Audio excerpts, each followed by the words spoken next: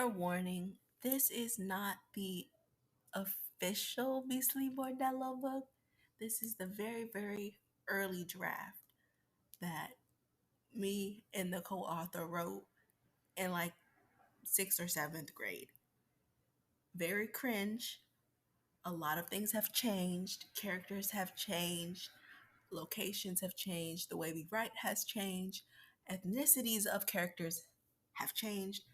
None of this is final. All these characters are trash. This is just made for shits and giggles. Don't be worried. The good Beastly Bordello will come out soon. We're working on it, and it will not be like this. Also, this is not meant to make fun of the people who are used as example pictures or say that people who have these qualities are bad. This is supposed to be your typical 2010s fan fiction, very stereotypical. Um, yeah. Anyway, enjoy the video. Chapter 1, The Bloody Concussion. Note 1, Becky. The bitches in the 7 bathroom. Let's go. Lisa, me and Hannah are on our way. Debbie Smith, point of view. I was sitting on the toilet, taking the shit like normal beings do, but I heard a noise. It sounded like expensive shoes and mumbling. Fuck, she left, Hannah whispers. Oh, so what's the plan then? Lisa whines. Oh my god, oh my god, oh my god. Shit. Don't come out, don't come out, don't come out. Slam. Hey bitches. Where's Becky started to say? Oh my fucking god. My shit slipped out of my creamy tight little asshole. The pissy water splashed and grazed against my ass cheeks. That was the moment I knew I was fucked. Who the fuck was that? Becky said fiercely. I lifted my legs up and kept quiet. I could have sworn a minute passed by. I heard 3 footsteps, what, walk away, and the door closed. I'm safe. I finished doing my business and left the stall. Thinking I was alone, I lavishly filled my hands with soap and started scrubbing. Well, if it isn't the little slut, Becky said in a childish voice. I froze for a second. I pretended I didn't hear her. But, bruh, no.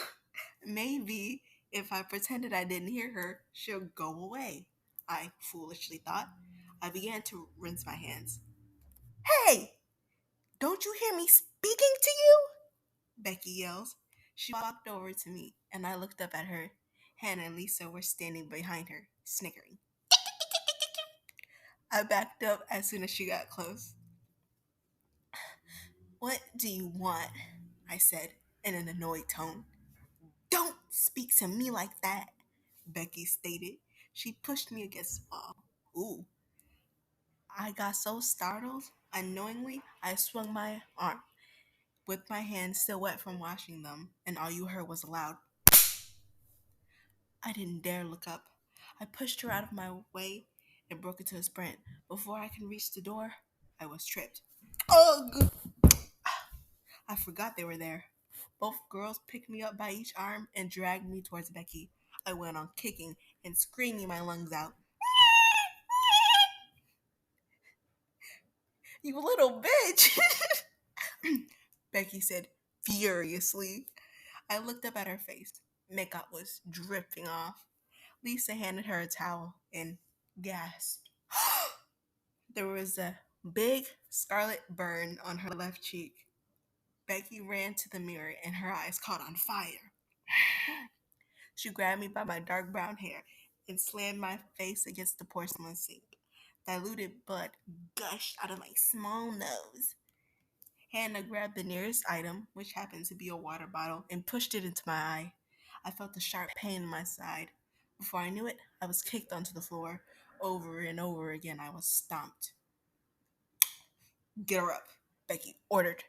Her minions hoisted me by my shirt, and Becky repeatedly jammed her fist straight into my stomach. I felt like half of my body was gone. Vomit rushed up my throat and out of my mouth. Ooh.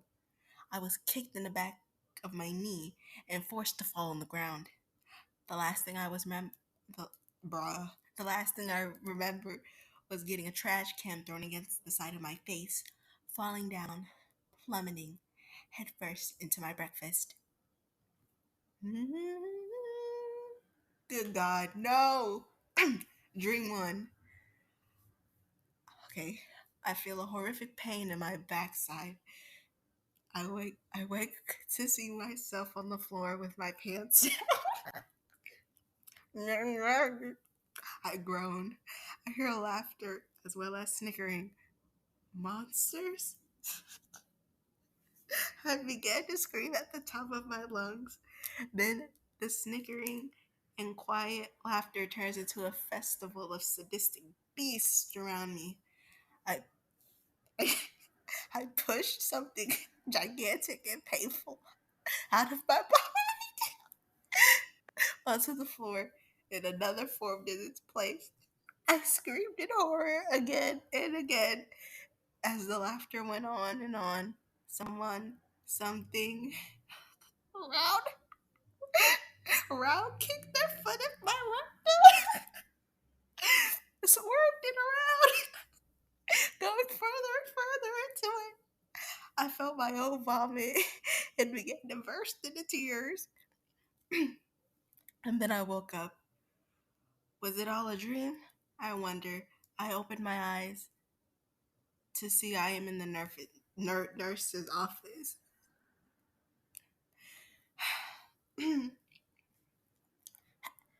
How did I get here, miss? I managed to speak. Your friend, Meredith, brought you here and went back to class. You should rest. You look very sleepy, the nurse said. I lay back down, scared I would have another dream. I tried calling your parents, but no one answered the phone, said the worrying nurse. That figures, I mumbled. The ring of the first bell went in and out of my ears.